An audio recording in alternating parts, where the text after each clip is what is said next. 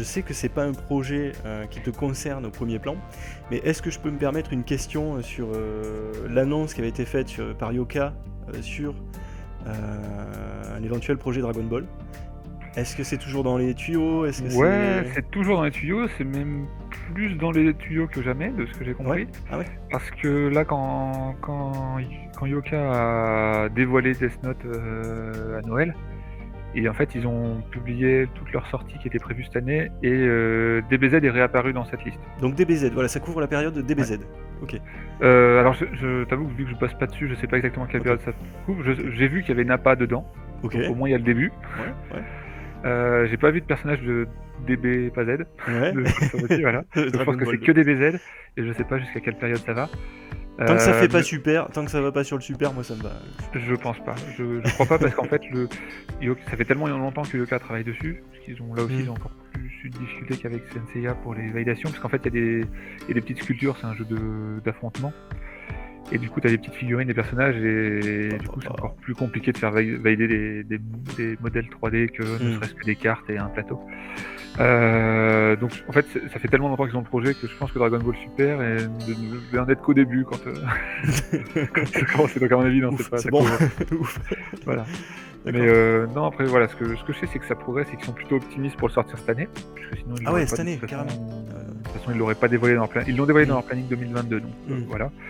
Mais derrière, vraiment, Mais tu sais pas ce que c'est, tu sais pas si c'est un combat, RPG. Si, alors j'ai vu un proto il y a déjà 3 ans, au moins 3 ans, pour te dire. Et donc c'est un jeu de. T'as un plateau avec des cases, et tu joues 3 personnages chacun, je crois.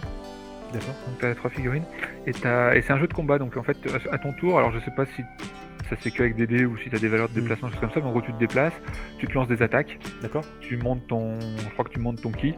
D'accord. Puis après j'y ai pas joué moi-même, mais il me semble qu'il y avait une question aussi d'évolution.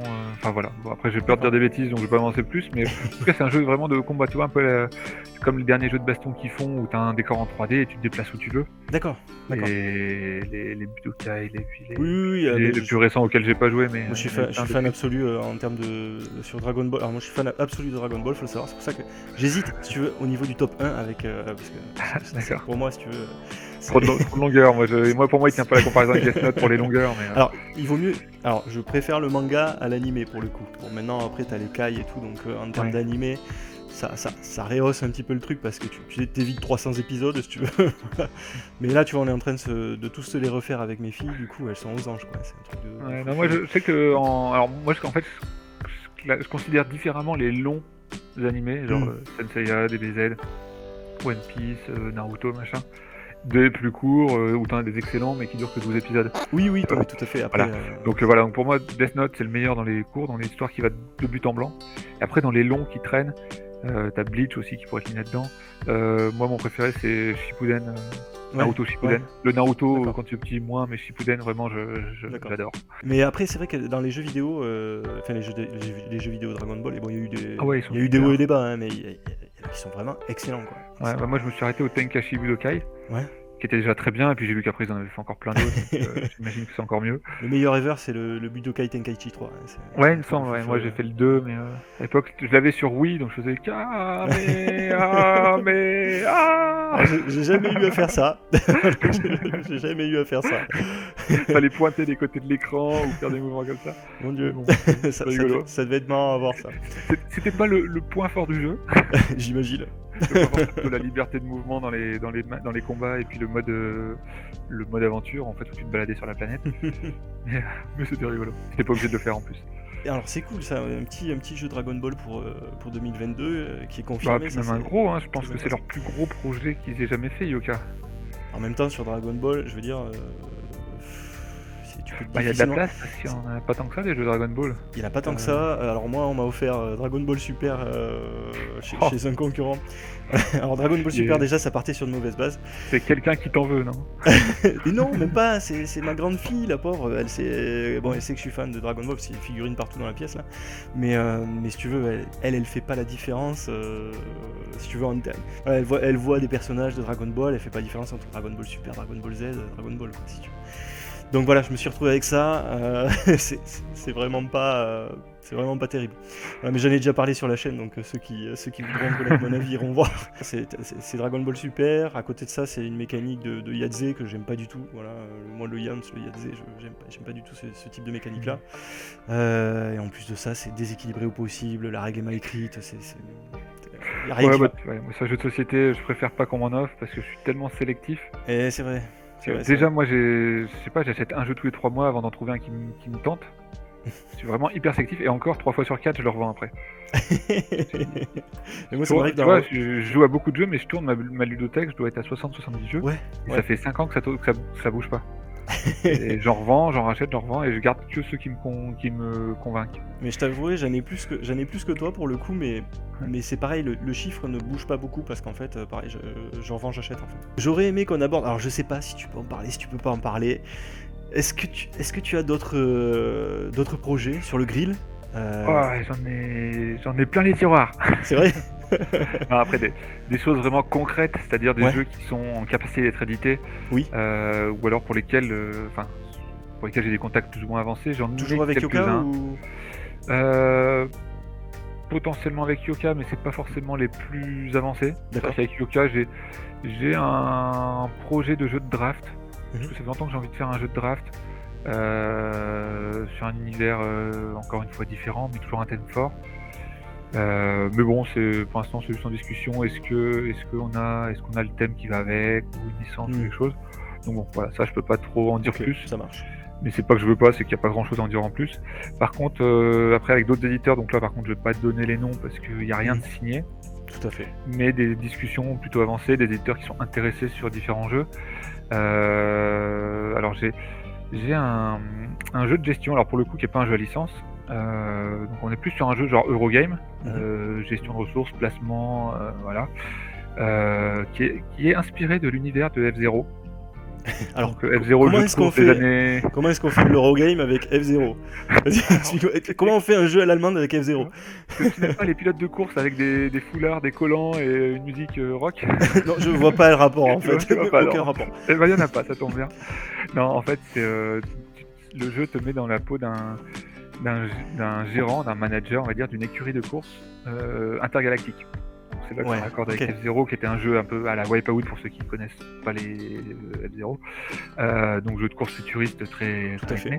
Sauf que là on n'est pas dans un jeu de course, là on est dans le côté gestion. C'est-à-dire que tu gères une écurie, tu vas recruter des pilotes et construire des vaisseaux, les améliorer. C'est-à-dire que tu vas concevoir des schémas de carrosserie, de propulseurs, de cockpit. Tu vas les améliorer un peu comme tu en as besoin. Tu auras un calendrier des compétitions avec différentes courses et chaque course aura ses spécificités, c'est-à-dire des courses qui seront plus techniques, plus aériennes, plus étroites, plus techniques, voilà, il y a plusieurs caractéristiques.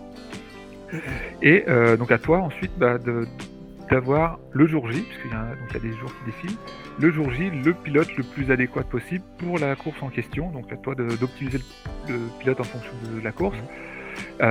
Mais tu vas également pouvoir former des jeunes pilotes.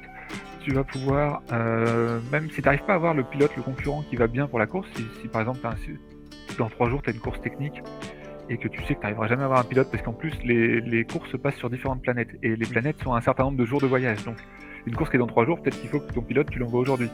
C'est-à-dire qu'en fait c'est déjà trop tard quoi. Donc tu pourras peut-être encore rattraper le coup en allant faire du lobbying pour dire que finalement cette course qui devait être que technique, elle sera technique et piégé. Ouais, d'accord. Là, tu payes les agents du BTP, les commissaires de course et tout pour que la course te corresponde et surtout pas aux adversaires. Voilà, et donc toi tu vas envoyer un tank qui sera bien chargé en carrosserie et tous tes mecs qui étaient à fond sur la maniabilité pour les courses techniques, ils vont se faire défoncer. C'est ça. Voilà. Il va y avoir des règlements, tu peux avoir des sponsors qui vont publier des objectifs, si tu les atteins ça te débloque des trucs, tu peux créer des antennes, c'est-à-dire des succursales sur les planètes en question pour pouvoir y développer aussi des pièces pour t'y rendre plus vite. Voilà. Enfin voilà, finalement on est vraiment sur un jeu de gestion avec ce thème-là. Et en fait les courses, tu ne joues pas les courses se résolvent toutes seules. Donc par exemple, je prenais l'exemple de la course qui était technique, piégé.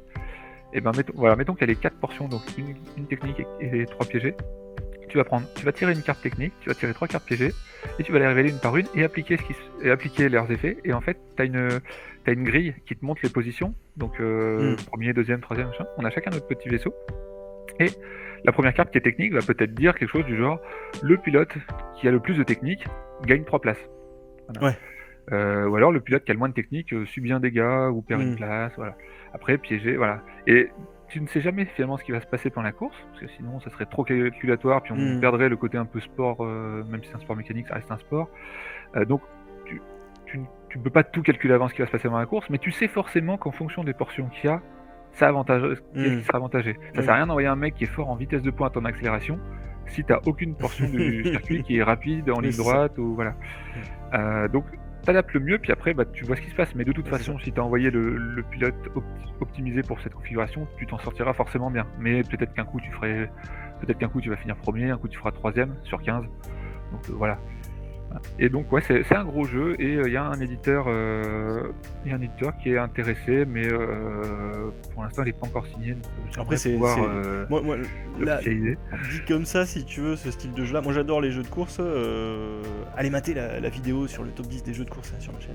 Mais voilà, j'adore les jeux de course, mais j'ai jamais eu à jouer encore un jeu de ce calibre-là. C'est-à-dire que là, ce que tu nous proposes, en gros, c'est un Football Manager, mais version course de l'espace. Voilà, c'est ça, version Wipeout F0.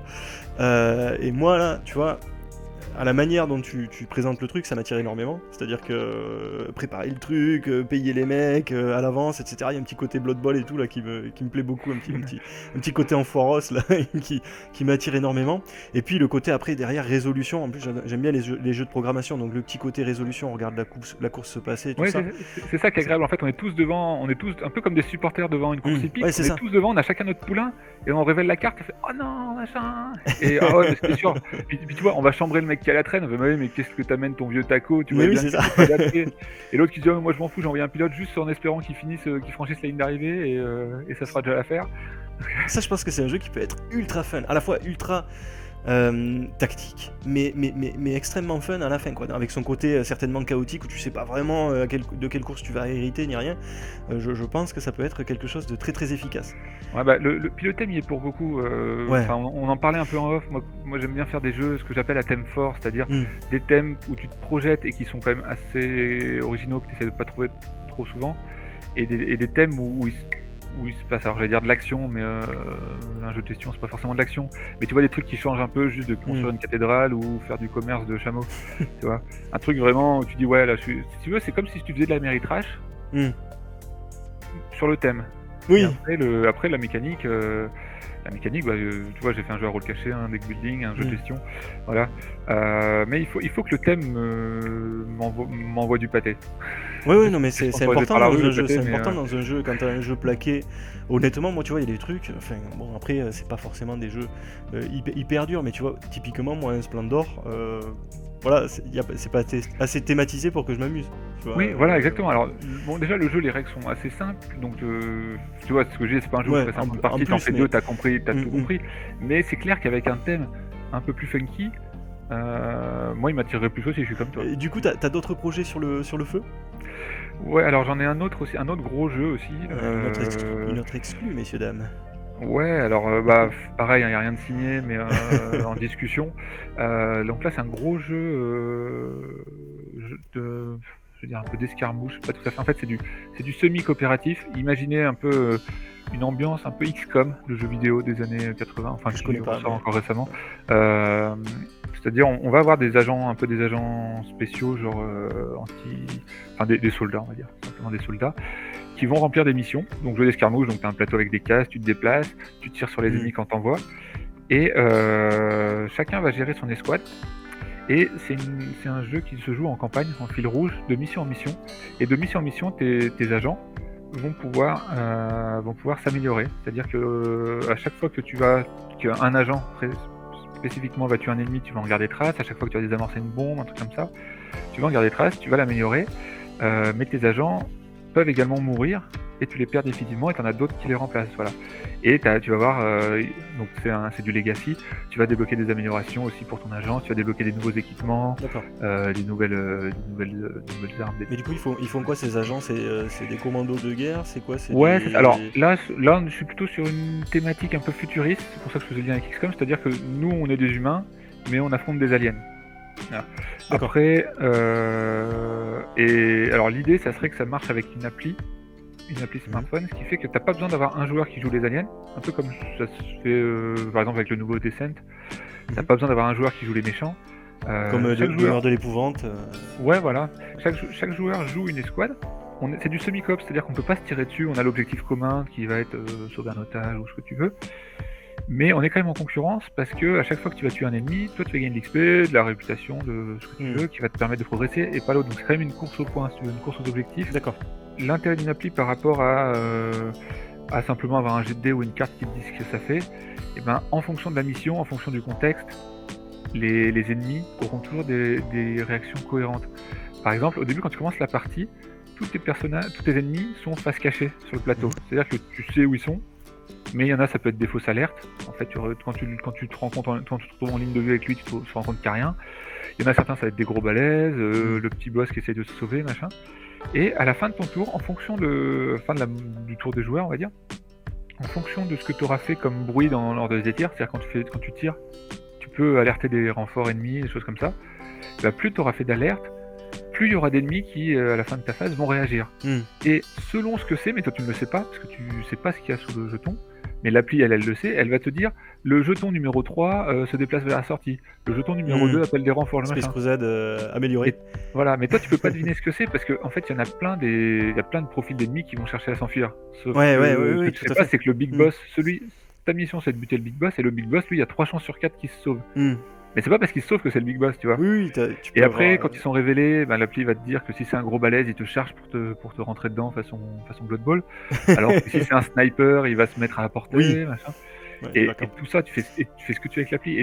Et du coup, là, je suis en train d'essayer de pousser le truc à fond pour avoir un maximum d'immersion, d'événements, de choses qui peuvent se produire. Par exemple, là, je suis en train de tester un truc où quand tu ouvres une porte, en fonction de ton équipement, l'appli va te dire ok, tu veux la faire péter ou tu veux jeter discrètement une grenade, une flashbang, tu vois. Donc là D'accord. tu vas dire, tiens, si t'as un de tes agents qui est au sol, tu vas dire, alors ils ont des noms, mais tu vas dire donc Tintin est au sol. Et là l'appli va te dire si en fait elle va simuler un test de panique pour ses équipiers. Ils vont dire un tel panique et il se met à tirer dans tous les sens. D'accord. Et un tel est tétanisé et il perd une action. D'accord, ça marche. Et tout ça, si tu devais le simuler avec des dés, Oui, avec des bien sûr. dés, t'aurais un dé parti de l'ennemi, t'aurais un paquet Oui. de cartes différents, voilà. Bah, c'est l'avantage de l'appli, c'est que du coup Voilà. tu fluidifies C'est ça. énormément le jeu et tu Et du- t'ouvres d'autres possibilités. C'est ça. d'autres Et du coup, tu peux recommencer la même mission, et peut-être que la même mission, en ouvrant la même porte, on va te dire que finalement il y a une bombe à désamorcer, alors qu'il y avait pas du D'accord. tout de bombe la fois d'avant. Ouais, d'accord. Et que donc ouais, là du coup j'essaie de tirer parti de ça, et ça ouvre trop de possibilités, c'est génial quoi.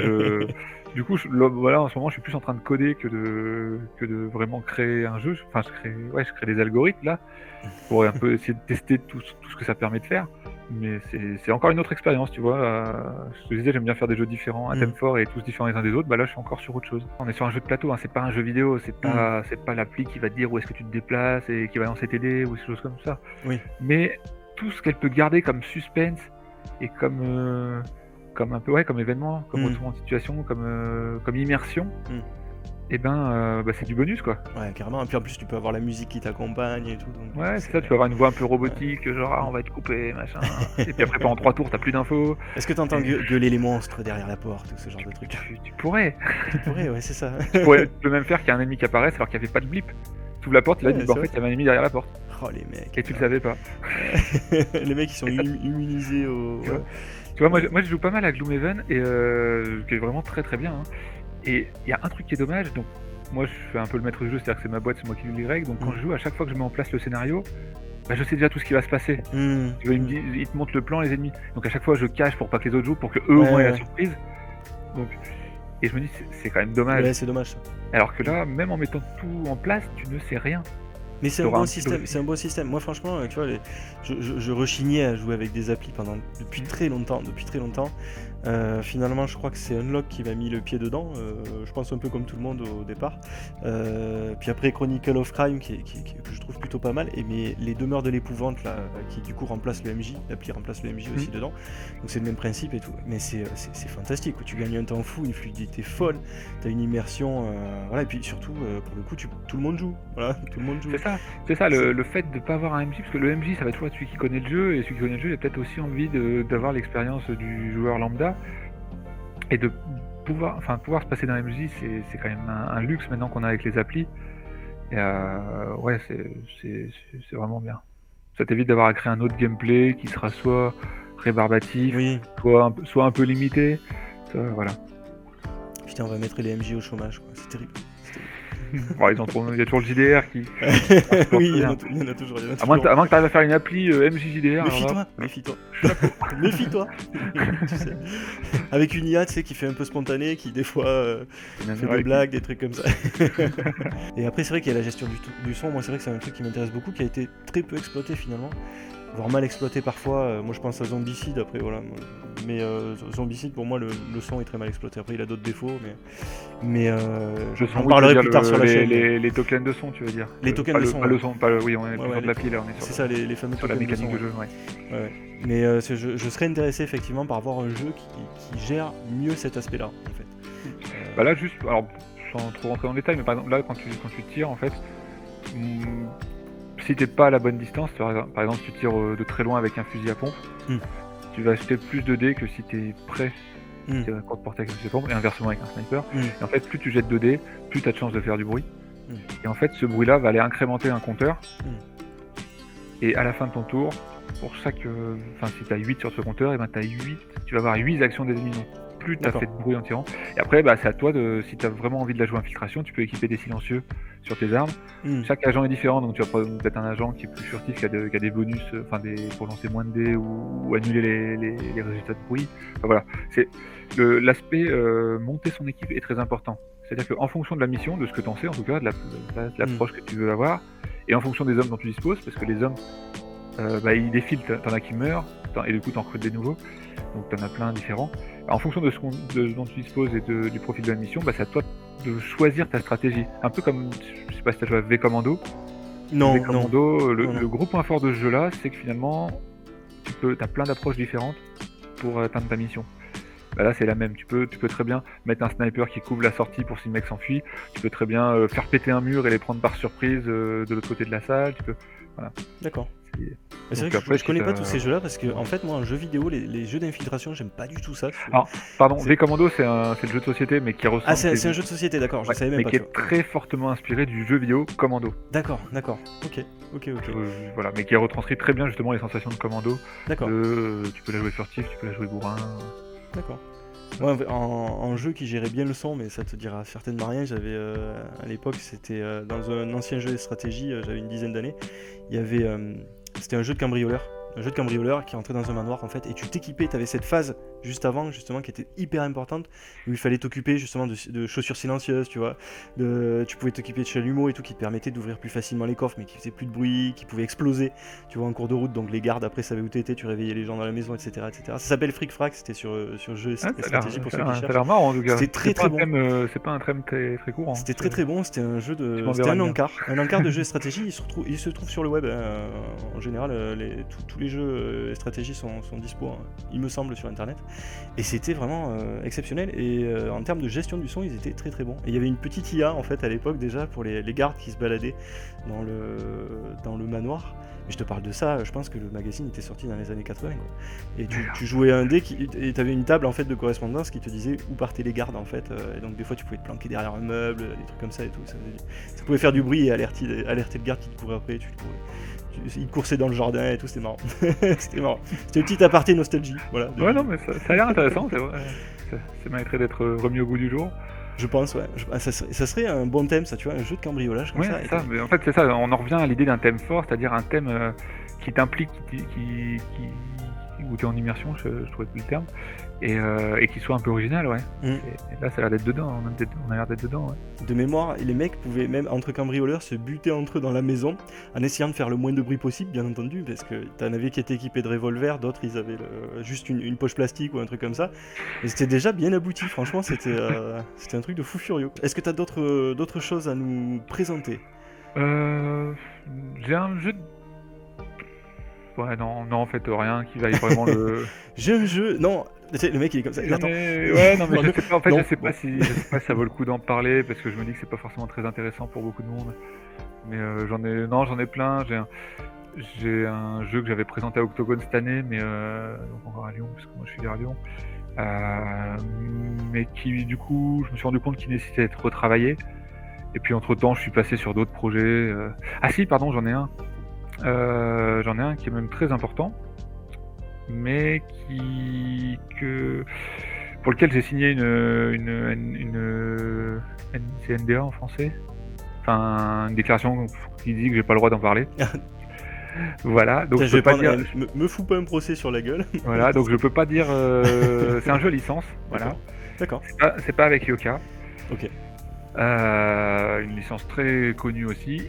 Et vraiment un gros projet qui donne vachement envie. Donc ça m'embête de pas pouvoir dire ce que c'est. Et simplement là, on rame un peu pour des raisons extra créatrices. Problème de droit, ayant droit, tout ça. Ouais, problème de contrat ou des choses comme ça. Un problème administratif, dirons-nous. Mais c'est un projet qui est déjà en gestation depuis quelques temps, depuis au moins 2 ans. Et donc qui mériterait vraiment d'aboutir parce que c'est un gros projet, on est 2 auteurs dessus, voilà, il y a un chef de projet, donc c'est un projet qui est vraiment bien accompagné. Donc il faudrait juste qu'on arrive à débloquer des points qui sont dommages parce qu'ils ne relèvent pas de la création et du jeu en lui-même. Mais j'aimerais pouvoir, parce que ça fait 2 ans déjà qu'on est dessus et qu'on n'a pas le droit de dire ce que c'est. Et pourtant, je sais que le jour où on va arriver, les gens vont être ah J'ai l'impression que c'est un peu le cas pour tous tes jeux en fait. Si tu veux. Ah, si seulement, j'aimerais.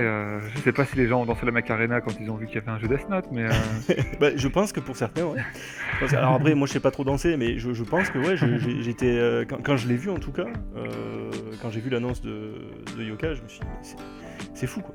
C'est fou. J'étais comme un dingue. de toute façon, généralement, quand il y a des nouvelles vraiment un peu plus officielles, dirons-nous, je les mets sur ma page Facebook, là, sur la Protozone Max. Puis après, sinon, pour tout ce qui est un peu plus officieux, discussions diverses et variées hors sujet, ou même simplement l'avancée des protos qui méritent pas forcément que je l'affiche sur la place publique. Après, ça se passe plutôt sur le Discord, pareil de la Protozone. Et si tu veux tester les 2 autres protos dont on a parlé, c'est là généralement que je lance des appels quand j'ouvre une session de test, qui est-ce qui veut tester tel ou tel jeu, et qui moi me permet d'avancer. Ok, donc vous savez où aller. Voilà. Si vous avez une question pour Senseiya ou pour Death Note, même on a créé un bot aussi pour Death Note. Si vous avez une question sur une carte, vous pouvez aller dessus, mettre le nom de votre carte et le vieux maître ou elle vous répondra. Voilà. Et puis de toute façon, la communauté de Senseiya est tellement vivante que même si tu vas poser une question à 2h du mat sur l'effet de Gigas, t'as quelqu'un qui va te répondre. Ça c'est vraiment merveilleux. J'espère que ça fera la même pour mes prochains jeux parce que c'est super d'avoir une communauté vivante comme ça. Bah, on sent qu'en tout cas c'est un des points qui t'anime. Ça se voit sur ton visage quand t'en parles. C'est le truc qui te dit mais est-ce que je mérite vraiment que les gens s'intéressent autant à ce que j'ai fait quoi. Et puis bon après s'ils viennent c'est leur choix donc c'est que ça leur plaît mais je les force pas mais est-ce qu'il y a une page Wikipédia Maxime Babad? J'ai pas vérifié. Je ne crois pas. En tout cas s'il y en a une c'est pas moi qui l'ai faite. Non parce que ça c'est la consécration si tu veux. Donc je pense qu'on a fait le tour. Écoute Maxime, je vois que t'as les yeux qui commencent à tomber, il commence à faire tard ici aussi chez moi. Donc on discute mais c'était un grand plaisir en tout cas. Mais c'est très agréable de discuter avec toi bien entendu. Mais je suis désolé, il va falloir que j'aille me coucher. Mais demain on se refait un proto si tu veux. c'est ça. En tout cas, merci beaucoup d'être venu. Pour moi, c'est un grand plaisir. Mais vraiment, pour le coup, je dis pas ça juste pour la chaîne ou quoi que ce soit. C'est vraiment un grand plaisir parce que moi, Senseiya en tout cas. Je voulais dire que j'étais sympa, mais ça marche aussi. Ah, mais t'es sympa aussi. Je peux vous le dire, voilà. Maxime Babad est un auteur très sympa. Voilà. Après, voilà, je peux pas trop comparer. Je connais pas beaucoup d'auteurs. Je ne suis pas dans le cercle fermé du microcosme ludique. Voilà, je ne connais pas beaucoup d'auteurs. J'ai eu l'occasion de discuté avec certains d'entre eux, mais pas autant, je pense, qu'avec Maxime en tout cas, qui est très sympa, effectivement. Voilà, très bonne vibe sur les parties de Death Note, voilà en tout cas. C'est un plaisir de te manipuler. Merci. Attention, je te rappelle hein, que j'ai c'est chez un moi. plaisir Donc, de collaborer sur cette enquête. ouais, bien sûr. Rondement mené, ouais. Rondement mené, c'est ça qui compte. Pas pour tout le monde. C'est avec plaisir que je te reçois à nouveau sur la chaîne quand tu veux. Voilà, si tu as d'autres actus, si tu signes tes contrats, qu'on peut parler de tes projets un petit peu plus en détail à l'avenir. Je t'entends pas, t'as coupé ton micro. Donc ouais, je disais avec plaisir, ouais, j'aimerais pouvoir, si un jour ça se décante sur l'un ou l'autre des projets dont on a un peu parlé, avec grand plaisir, ouais, on se refait un point quand tu veux. Ok. Ça marche. Bon bah écoute, je vais te lâcher, voilà, je vais te permettre d'aller te reposer un petit peu, voilà. Et puis je te dis à très bientôt et merci beaucoup pour ton temps si précieux et puis toutes les réponses que tu nous as apportées ici ce soir. Et merci à toi et puis à bientôt. Ciao. Ciao.